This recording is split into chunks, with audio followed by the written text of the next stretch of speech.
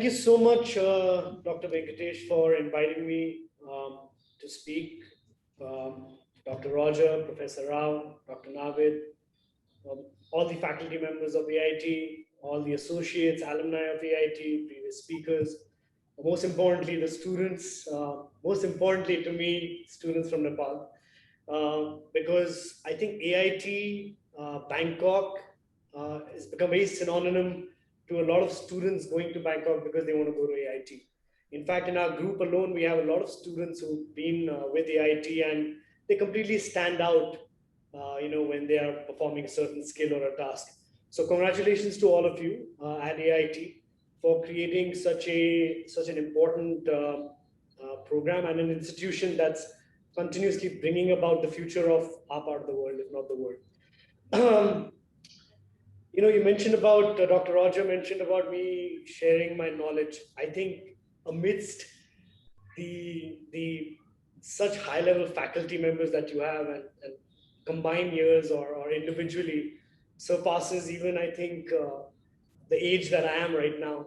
I think only thing I'll be able to share with you right now is my experience as an entrepreneur, my experience in this journey of life, my experience as a philanthropist, my experience of a Nepali, someone who's aspiring to take Nepal to the world, someone who still believes that he comes from a small country, but with big dreams. What I want to start off with is that while growing up, I absolutely did not even know that I was cut out to be a businessman. Given a choice, I'd probably be an artist or a musician or a Formula One driver. I used to love playing squash, and I think music or art or squash, I picked it up from my father. Why I picked it up from my father is because that was the only time I could really spend time with him. We all went to boarding school at a very, very young age of 6. So every time we used to come back on vacation, Dad used to go early in the morning to play squash. So the entire interest in the game of squash started so that you could spend more time with him. I still remember at a very, very early age, a lot of my friends used to be out playing football or going for picnics, but I had made a decision at a really early age, at the age of 10, 11, to just sit in my father's boardroom and observe. Obviously not understanding what the dialogue was, but just monitoring and observing as to what was the environment that he was working in, what the way he was conducting himself as an individual. My father always told me and my 2 younger brothers that it doesn't matter what you aspire to be, just make sure you're the best at it, put in your heart and soul into it. That's all that matters. But I don't really think, me being the eldest in my generation, that was really applicable to me. So there went my dreams of becoming getting into creativity field of art and music, etc. I knew from a very, very young age that I had to step into the shoes of my father and an organization and a conglomerate that he had spent a lot of hard work building. So I knew that if I had to stay ahead, I had to start very, very early. I got an opportunity at a very, very young age to just start getting experience every time I came back from holidays, working in our bank's LC department, or working on the field with our brewery company or our FMCG company. But again, that was frustrating me so much because on one hand, there was this expectation that, okay, I'm doing this because I'm expected to. And on the other hand, it was, I don't enjoy any of this. At the age of 15, from Doon, I landed up studying at Harrow, a very prestigious school in London. And Harrow had a lot of holidays, three sets of holidays a year. And every time there was a holiday, instead of coming back home, I told my parents that, I'm going to stay back in London and do something. I think until very recently, they thought I was probably going to Ibiza or traveling around Europe. But the fact was that at the age of 15, I requested a very dear friend of mine's mother to give me a little bit of exposure in an investment bank called Dawson Lufkin and Jenner. Why I want to share with you this story is that was the first learning experience and a lesson in life that I actually had. I was working in DLJ, which later got acquired by Credit Suisse. And, I was put in the hedge fund department, the treasury, the portfolio, client relationship, etc. And after about 6.5, 7 weeks, my boss tells me, okay, Nirvana, here's a $8 million portfolio. I want you to manage it. I was like, this is not Yahoo money. This is real money by probably someone who's worked really hard in another part of the world. Are you sure you want a 15-year-old to manage this? He said, yeah, of course, you know your way around and you can sort of leverage this, hedge it, etc. Now, I asked myself at that time, a naive 15-year-old, I asked myself that, okay, I don't understand all these mutual funds, portfolio, capital market, mumbo jumbo, but what I do understand is the various essence of the general dynamics of how the world works. So probably some guy who's worked very hard in his life to accumulate this $8 million, what do I do with it? So I asked myself, what if the world had gone into a pandemic, or what if we got into another world war? What are the industries that would still continue to thrive? And again, a 15-year-old naive, mind thinking that irrespective of a war happening, people are not going to stop eating. So I invested 25% of the money in Nestle, obviously looking at the leadership of the company. This was in the year 1998, and mobile phones were really hot at that time. I said, irrespective of whatever happens, people are not going to stop communicating with each other. So 25% of the money went into Nokia. Coming from an emerging country like Nepal, I knew that sooner or later there would be companies who would be working on energy sector, infrastructure sector, building and working in countries like ours. So there was a company called Tyco that I invested in, and the remaining 25% capital protected fixed deposit. 6 months went on, and there was a massive burst of the capital market. Was down by about 45%. I think my boss's portfolio was down about 83%, but my portfolio is up about 25%. Although she got the bonuses for that, but one very important lesson I learned at that young age was the power of simplicity. Today we guys live in this age of social media, of technology, of a boundaryless world, and we're just bogged with so much of information coming in. We try to over-analyze a lot of things, and sometimes the beauty is in the most simplest of the things, and that's one particular mantra that I always try to keep with myself and follow. At the same time, when I was in London, during the daytime I was working in DLJ. At night, I used to work in a Nepali restaurant in London. It was called Monty's in South Ealing. And I told the restaurant owner, listen, I miss home food. Please give me one meal a day for dinner, and I'm going to work for your dinner shift. And give me £1 a day, £1 a day, £1 a day. And I used to be off from the bank at 5:30 and straight to the restaurant by 6 o'clock. And fundamentally, the dynamics of whether it's a restaurant or a big bank, you have your organization, input, output, your customers, your product, etc. Scale might be different, but the basic fundamental dynamics are the same. But what I learned at that time of my experience working in that restaurant is that the £1 that I got every night. Today, one of the most valuable assets I have with me is that £63 that I made there, which really taught me the value of money. Which really taught me at a very young age that with proper planning and proper structuring your finances, you're going to go a long way. Some people consider this as a mind of becoming frugal. I think I would like to draw a thin line between being frugal and really spending on what is necessary.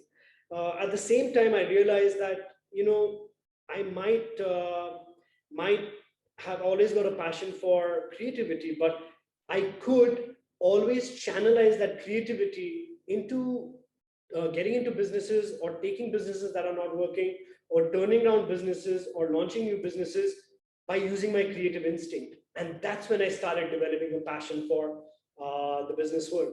I came back to Nepal in the year 2000. 2001.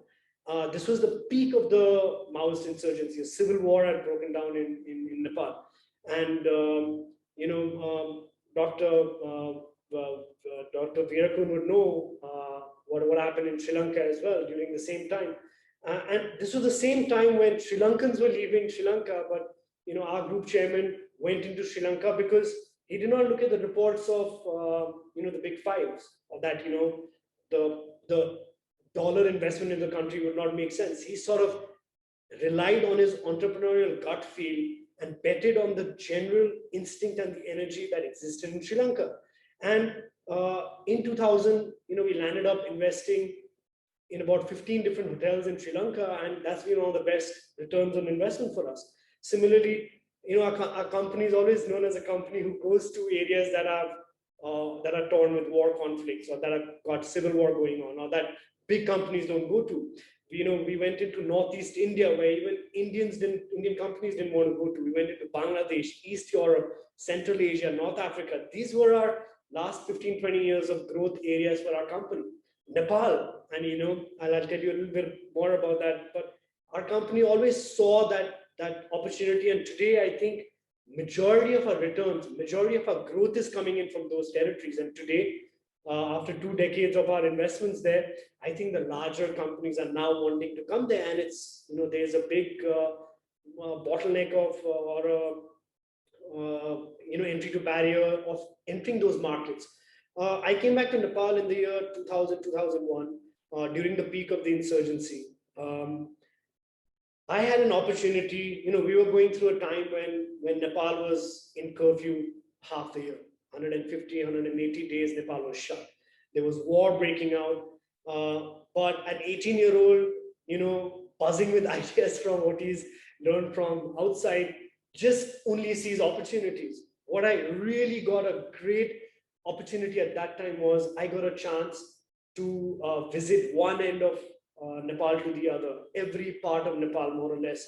I got a chance to visit with my sales team, because I didn't have an office at that time, or 5 years till the time I was in Nepal. I was asked that if you want to prove yourself in the organization, you got to start at the grassroots level. So I was selling beer or noodles or electronic goods, sitting in the back of sales vans, but going all across the country.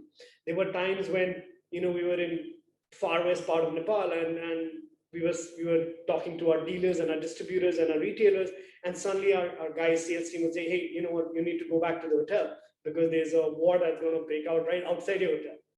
And we were like, while we could hear the bullets firing across our hotel, but inside the hotel we were still planning what all we could do in terms of the chaos that existed, because the fundamentals of the market did not change.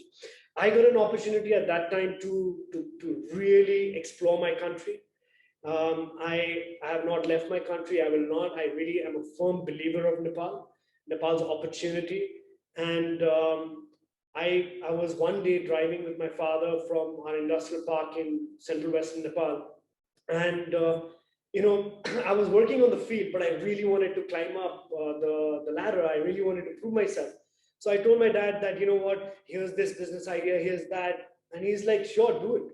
So he's like, yeah, but I need this much money for this much money for that. And he said, well, if you want to prove yourself, then, why are you asking me for money? Anyone else can ask for money and start doing something. If you really want to emerge as a leader within your organization, try and prove yourself. I said, how can I do that without money? So he said, let me tell you a story of John D. Rockefeller. He said, John D. Rockefeller, while growing up, wasn't always wealthy. He grew up from humble backgrounds. And John D. Rockefeller had a very close childhood friend whose name was David. David had a son whose name was Tim. So David asked him the same thing, that, hey, do you know John D. Rockefeller? He's like, of course. Who doesn't know John D. Rockefeller? At that time, the world's biggest steel magnate, etc. He said, well, you know what? He's one of my best friends, and we grew up our childhood. We spent our childhood together. I know my health is not too good, but in life, if you have any problems, do reach out to him. He's going to help you out.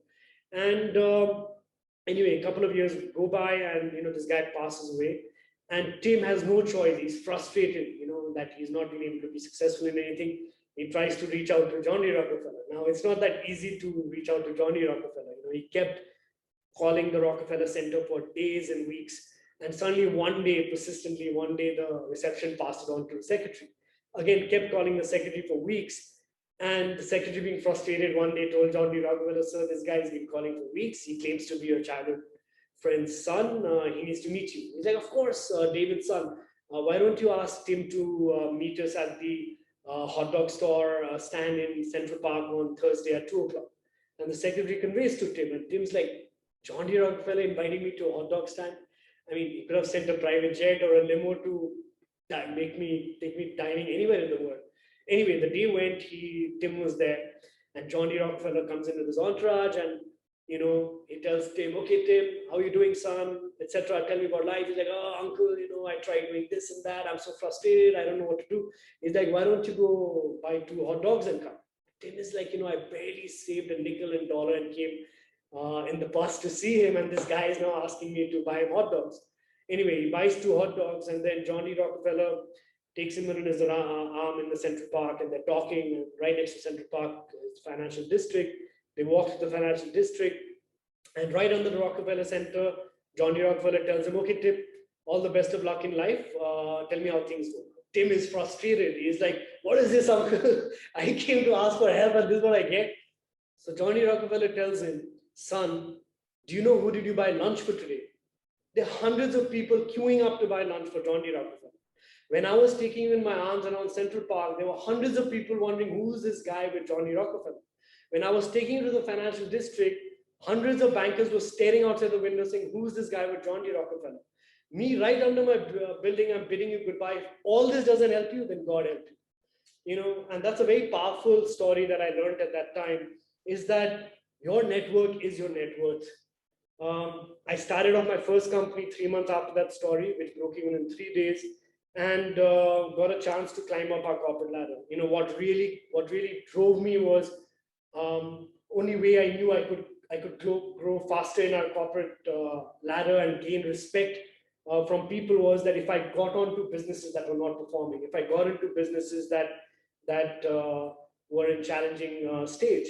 And again, I channelized the energy of creativity into that. I realized my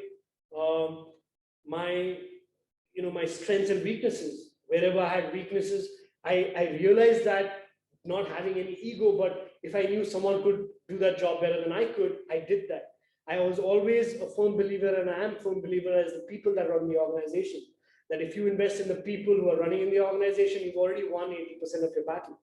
So I really stuck onto that mantra of putting the right person at the right place, respecting your team. And out of that,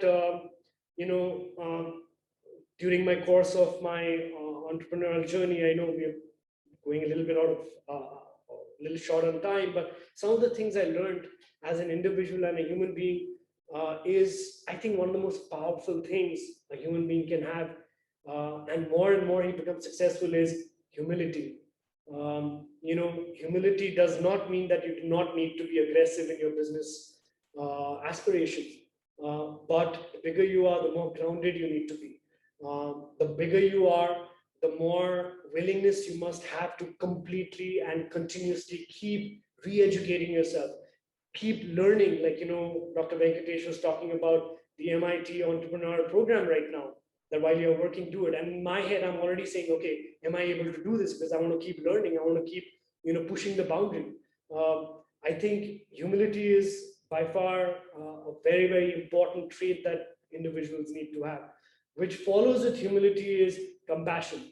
The bigger you are, the more successful you are, the more you're in a position of a strength in a particular community, in a family, or in a country, that much more responsibility you have towards them. So I think that comes from compassion.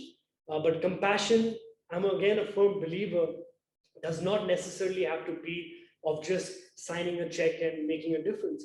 I think all of us in today's day and age are far more luckier than a lot of people who do not even have a roof over their head, who do not even have one meal to eat a day. If we even go and take our skills and pass that or use that skill to again, I was sharing with one of our team guys that you went into America, and why don't you go to this village and spend a month there, teaching the kids there English, maths, and a little bit of science, and he came back after a month and he was a changed person. So I think compassion is a very, very important trait that we need to have. What comes in from compassion, again, out of experience that completely transformed my life, is mindfulness, meditation practices.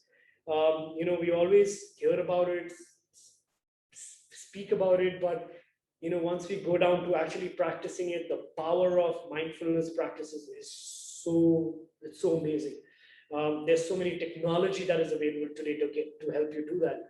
I was very lucky to have gotten into the Art of Living family who does this meditation program called Sudarshan Kriya, and that I consider and I give a lot of weightage to how it's transformed my life in terms of balancing my work life, balancing, they always take this analogy of a muddy glass of water that, you're not able to see through it. But when the mud sinks down, that's what, when you do it, when you meditate, that you're able to see things, sink things through. When the mind is still, the universe surrenders. We hear about all this, but trust me, it is so true. Especially in today's pandemic, especially in today's day and age, it is becoming more and more important. It just gives you that zeal and that another electric energy or frequency or vibrations that just takes you to the whole another level. Purpose, I think, is more important than anything. What is it that you're really trying to achieve? For what? 5 years ago, if you asked me what was the purpose, my purpose was to making my company to a $10 billion company. If multinationals could come to Nepal and set up shops, why couldn't a Nepali company go abroad and do that? I wanted to have Nepal, our company go to New York Stock Exchange and ring the bell. Why not? I wanted to become a $10 billion company. That was 5 years ago. 5 years ago, Nepal had a catastrophic earthquake, which took lives of almost 10,000 people. 700,000 homes were damaged or destroyed. 3 million kids were left without classrooms.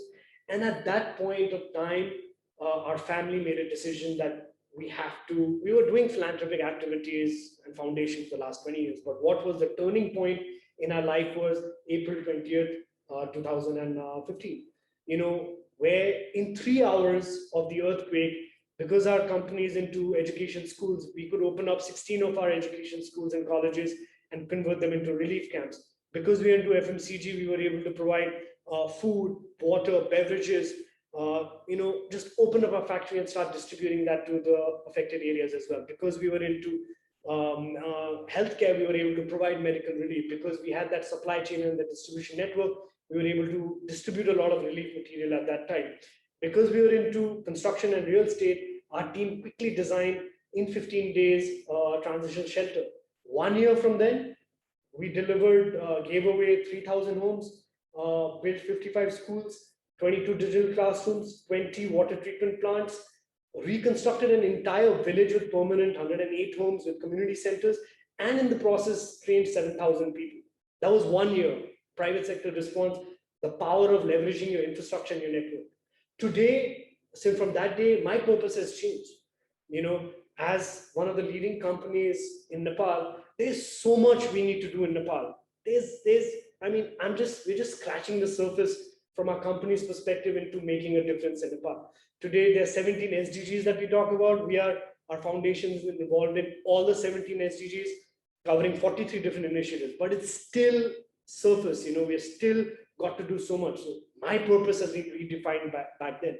So I think it's very important to define your purpose. Why is it that you wake up every morning? When you go to sleep, have you done justice to your day? Have you done justice to your life?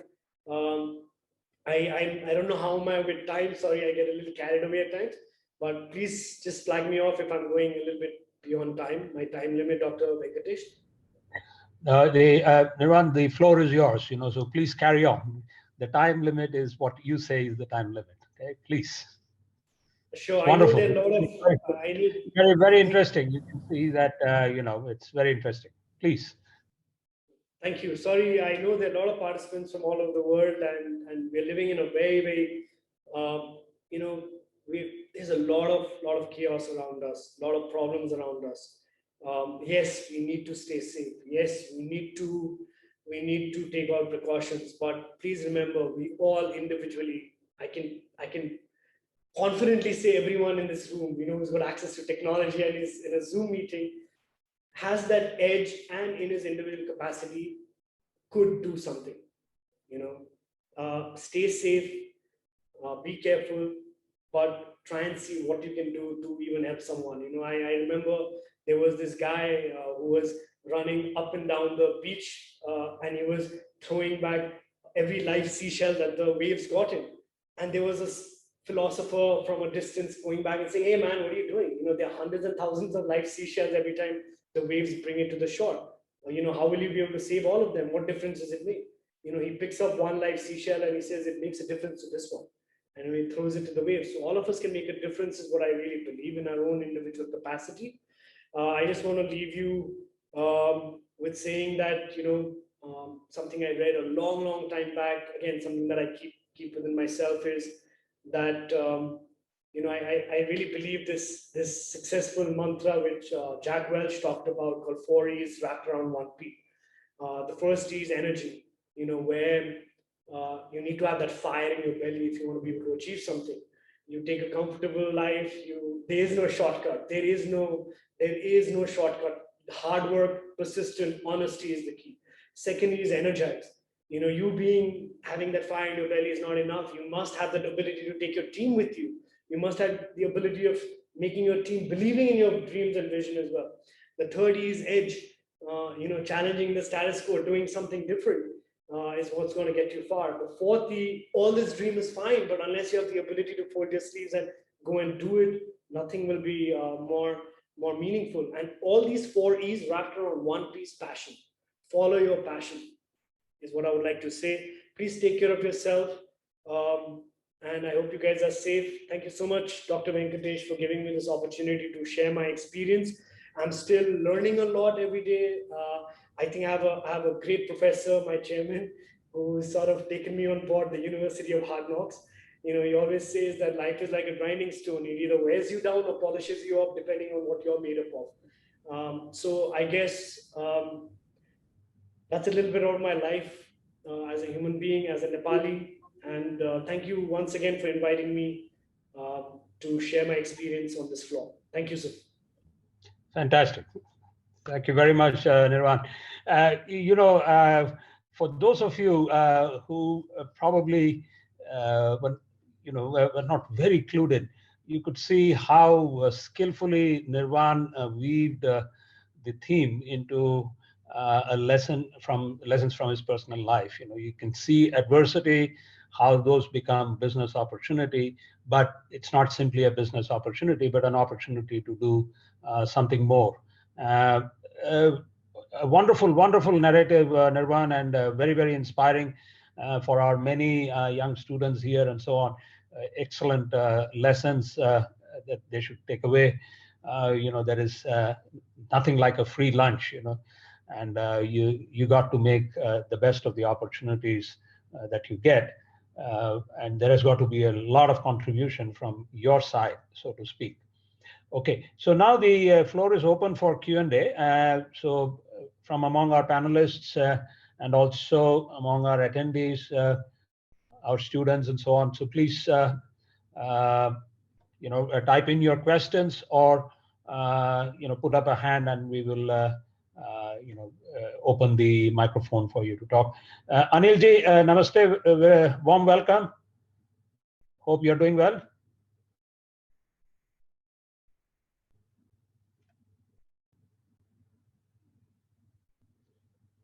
Very good. So I'm fine, sir. I'm fine. Thank you very much. It was, as always, really inspiring listening to Nirvanji. You may know or you may not, Nirvanji's CG Corp Global is a 50% joint venture partner of the bank of which I'm the CEO of Nabil right. Bank. So it's always very, very energizing to listen to him and to Binodji, our group chairman as well. And what I really like, and he ended with that, is the difference being part of the CG group. The difference I find in our group from others is we're also profit motivated. Let's not get away from that. But then the CG Foundation and the work that the foundation does in Nepal, and whenever, like right now in this pandemic as well, and in the times of the earthquake, that's what differentiates us, I think. And that comes from Nirvanji.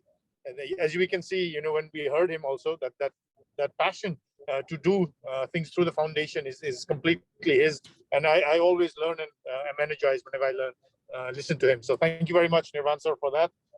Always a pleasure to listen to you. And thank you once again, sirs, for inviting me to this.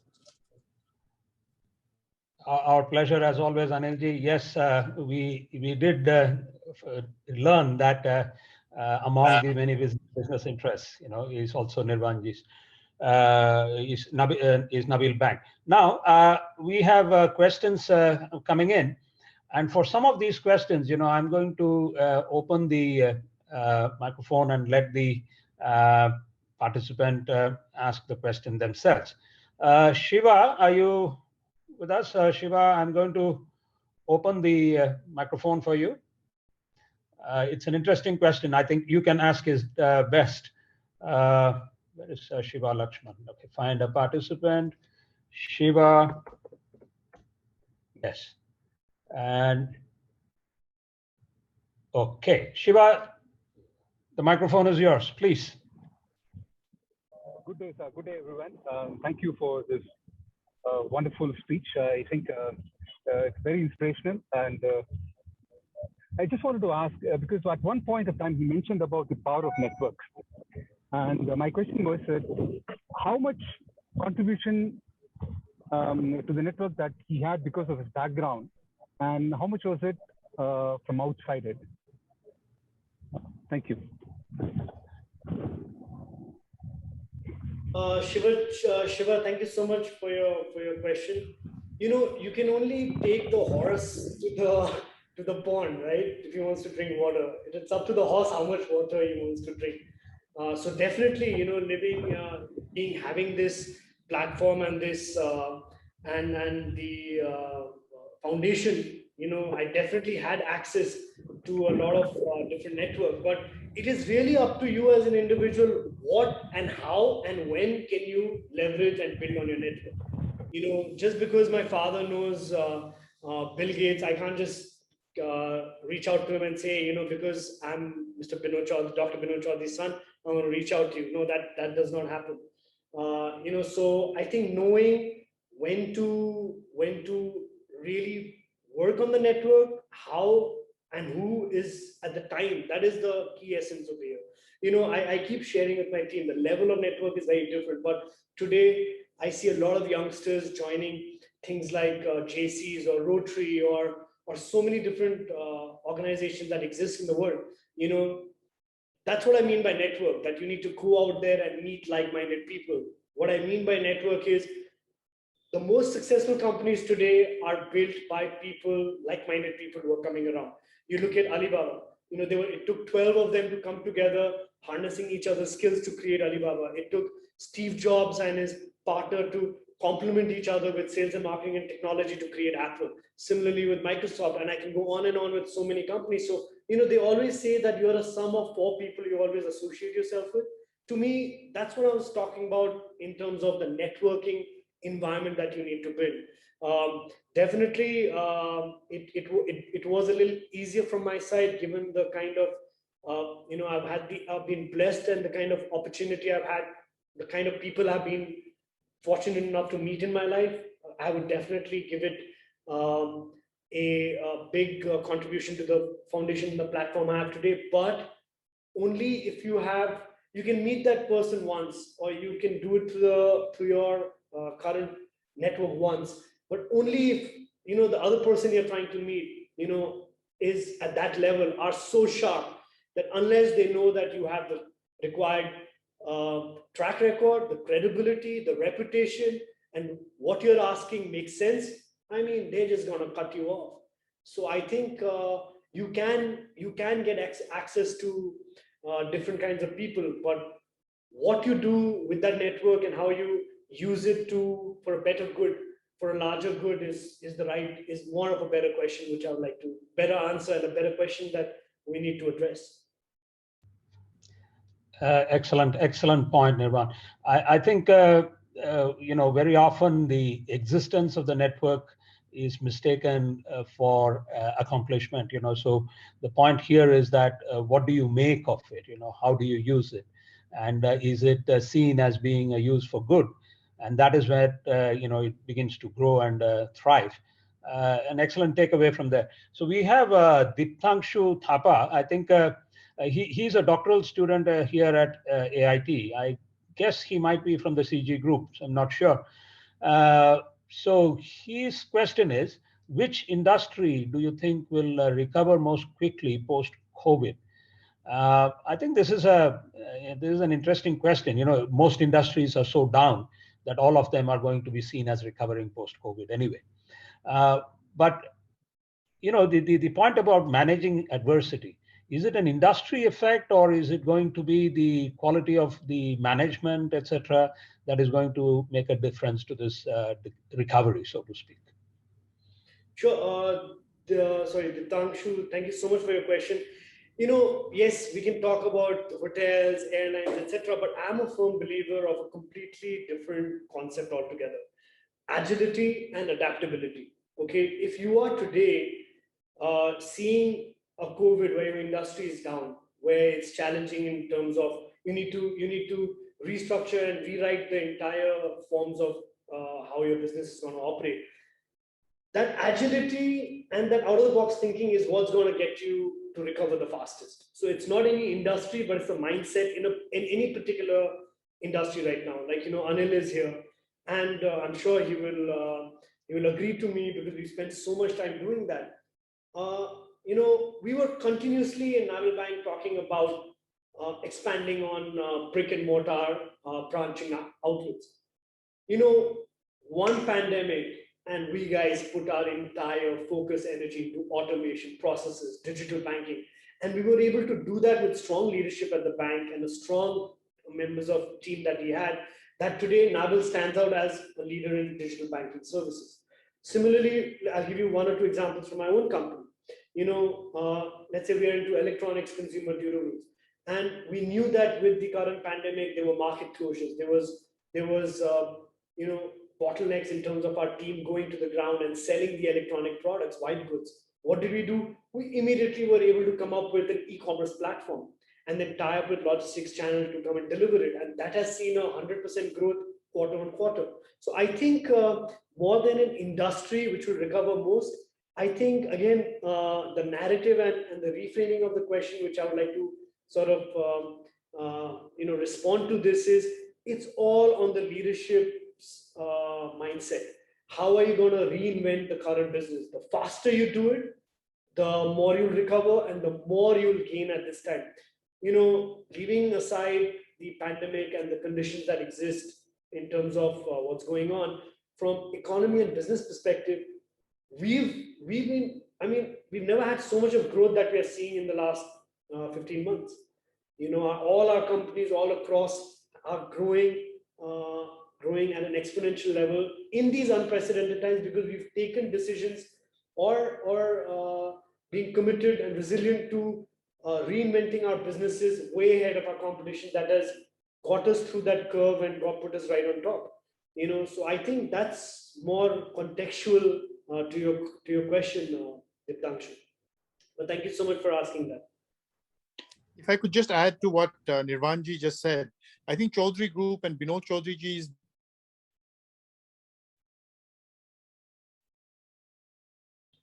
way of business is, you can, but the example that was just given before about Sri Lankan investment of CG Group, when everyone was trying to run away from Sri Lanka, including the Sri Lankans themselves, CG Group stepped in at that point of time and said, no, let's not look at the short term, let's look at the medium to long term. And today they're a major player in hospitality in Sri Lanka itself.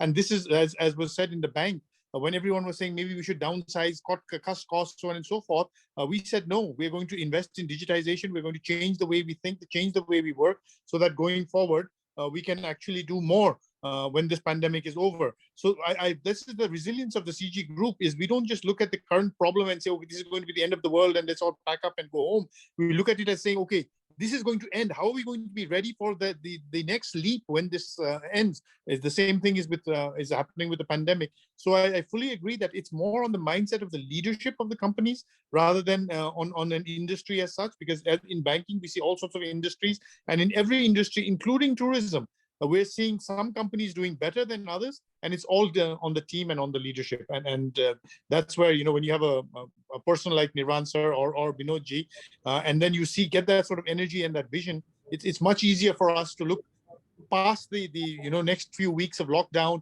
and to see, okay, what are we going to do in 6 months, in 1 year, when this thing turns around. Thank you. Thanks, Anil. Like Anil talked about, I'll give you another two examples, right? We have this property in Philippines, which is a health resort. It's been 100% occupancy from the time of COVID last year. What we are doing, we've reinvented,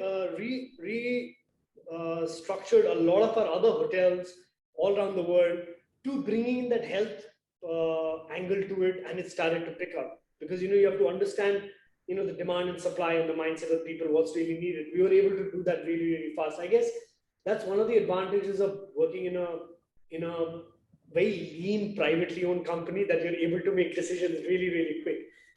Having said that, in your current businesses, last 1.5 year, we've also acquired a couple of more hotels. We've also, last year, our hotel group in India were bigger than Taj Hotels or Oberoi Hotels in terms of the number of hotels we opened last year in India alone. Just last year alone, we acquired 2 telco companies. So while there is chaos, while there are problems, but if you have a different perspective, a different tunneling, the way you're looking into that particular thing, it's an opportunity in terms of business. So, Dr. Venkatesh, you want to just read this one by one and just quickly answer? Is that fine? So you can see the questions, right? I can. Very interesting questions. I don't know how you're with time. I'm always wary about your time and everyone's time who are participating more than one.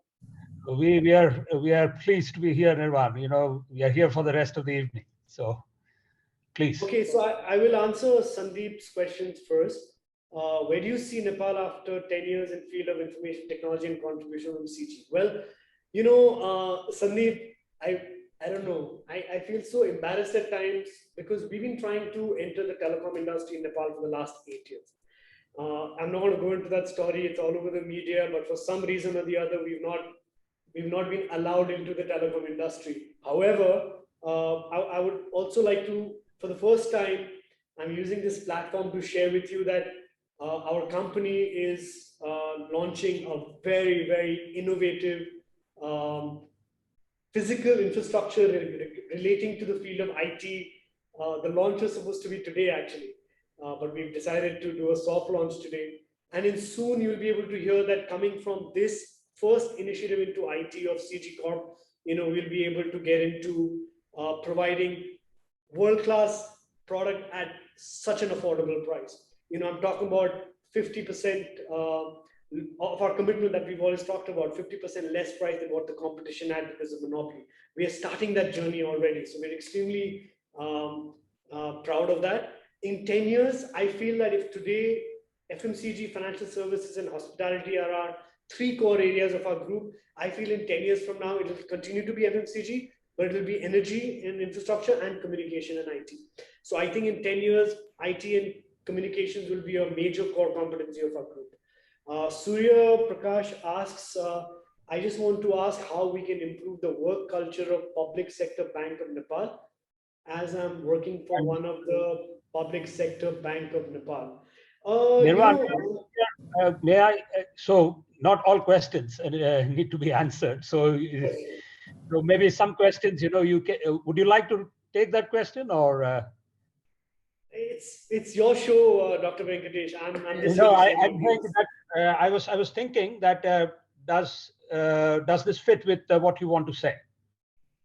Sure. Since I've read the question for Surya, Suryaji, my personal experience, let's say public sector banks, from what it was 10 years ago to now, I think they have, to a large degree, are already in the process of transforming themselves.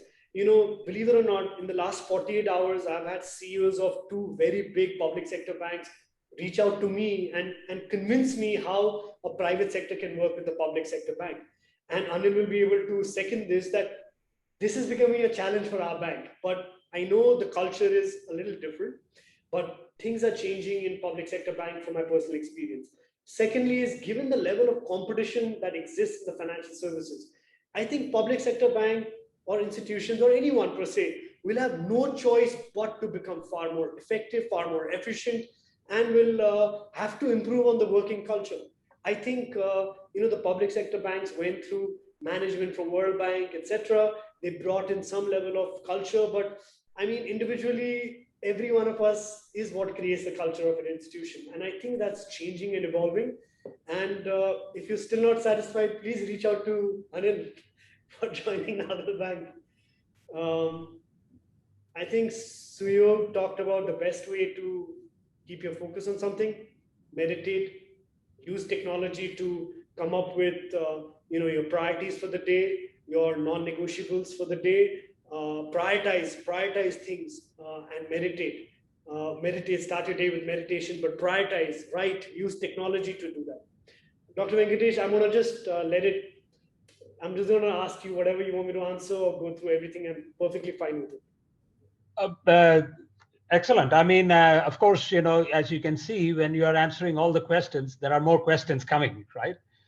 And so it's a pleasure, so let's continue, and please give a signal when you would like to stop, and then we can wrap up at that time.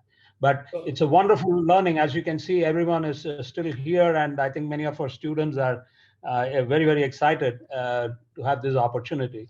So I think Dr. Venkatesh, I think some of the questions are so interesting, like Prakash is asking about how can we people from non-business background get access to capital for business?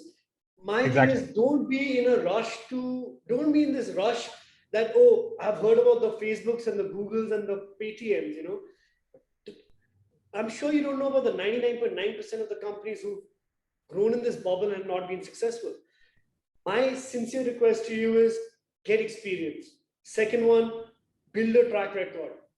Third one is please surround yourself with like-minded people and create a team with an idea. Trust me, capital will follow for you.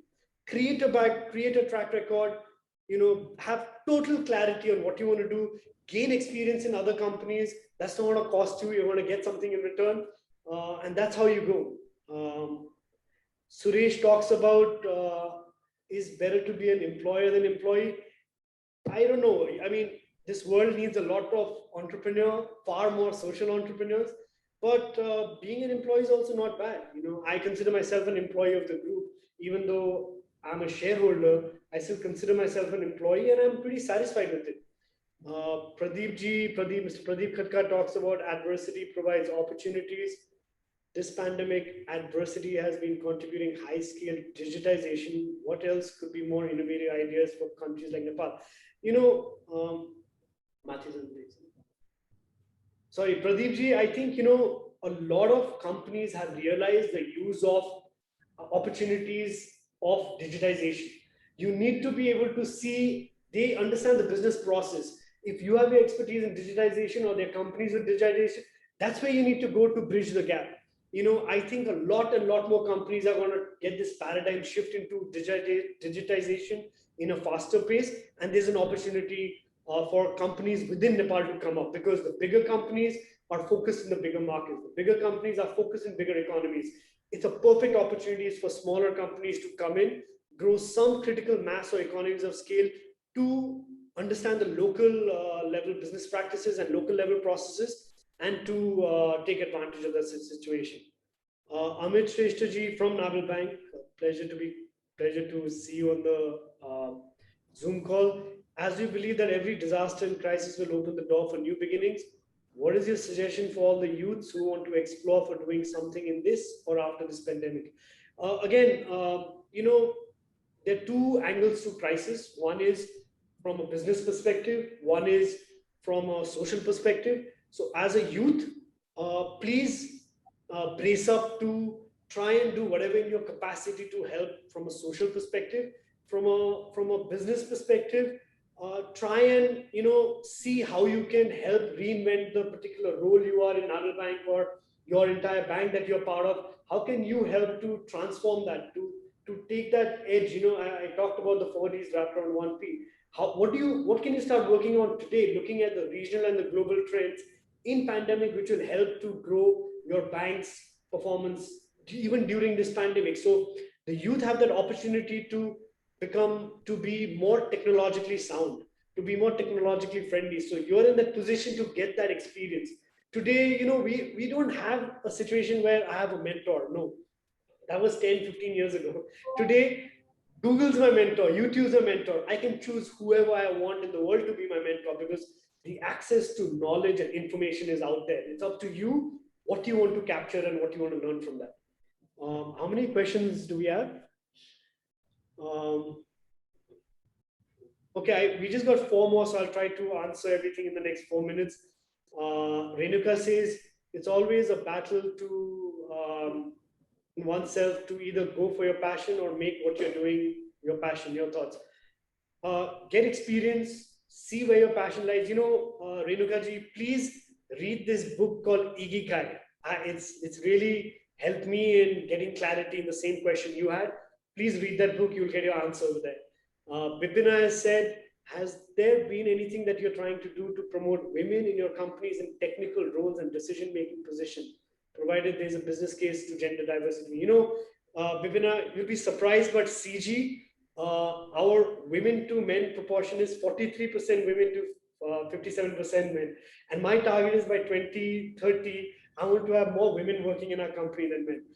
We've also got our own company's skills center in Navalparasi, that there's no gender biasness over there. Anyone that comes, we want to do this. In fact, I'm sure you know about Unnati Cultural Village. Unnati Cultural Village is only focused towards towards women empowerment. It's only focused towards empowering women for art, crafts, and skills regarding, the ethnic Nepalese art that is existing. So that's my answer to that. Tasnuva says, I'm a SOM alumni from 2010. Currently, I'm leading an IT and software company in Bangladesh.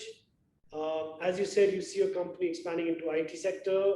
Then how can we have an opportunity to exchange ideas of the venture that we'll be launching by the end of this week? Please reach out to me on LinkedIn or Twitter, any social media. I'm pretty active over there. We have a really formal team that monitors and goes through any business ideas that come. So I'll be more than happy to pass on your idea to our team. They are far better in assessing business opportunities than I am. When will what will be the net worth of CG Group in next 10 years?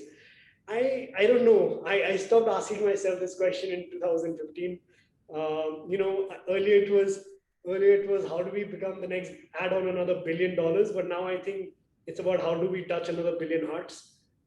Amir Raj, my team tried to launch a product related to COVID tracking down back in Nepal in October last year, but due to complex bureaucratic system, the idea could not get through. How do you suggest to overcome the issues with bureaucracy of rising entrepreneurs? I think, I'm part of CNI. There are these individual, independent business organizations. Please join them. Please reach out to them. They're far more open to receiving ideas, and they sort of represent the voice of the private sector community. They're the voice of individuals like yourselves who would be able to, if your idea is good, get into the desks of people who will be making these decisions. So please reach out to them. I think the last question is, Sanjeev says, where do you see digitization impact on employee working, and how, as an employer, you are flexi at your organization for transformation of working culture in Nepal in terms of digital transformation? I think, Sanjeev, it's inevitable. A lot of us are already working from home. A lot of business is going on. Business is growing. We have to be able to become agile and adapt to the new ways of how we're going to be managing work. I think we are done with this 9 to 5 kind of an era. We are more engaged and more driven by the objective of getting a particular assignment or a work done. If it takes 1 hour to do that or 10 hours, it depends on your skill. If you want to do that sitting from your home or a beach or even your office, I think the entire norms of how businesses are being done are changed. And I'm sure the same is being followed in Nepal as well. Thank you so much. Over to you, Terrific. Dr. Thank you very much. And I think to summarize, I go back to the first experience that you mentioned, keep it simple. And this idea of managing a fund at 15 and seeing what will serve the needs of people and seeing a business opportunity in that, So in sum, managing adversity simply means that there are needs and businesses can fulfill these needs. And in the process, serve a social purpose as well as make a business profit.